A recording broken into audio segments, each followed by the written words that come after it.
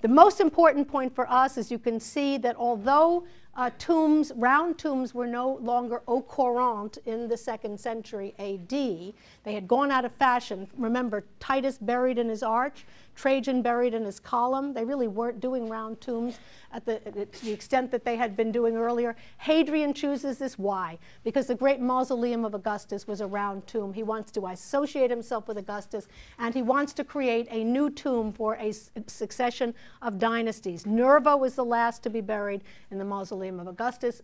Hadrian, the first in this mausoleum, which continued to be used in the 2nd century. And so it uses the Mausoleum of Augustus and the Caecilia Metella tomb as models. We see in this model here of the tomb of Hadrian.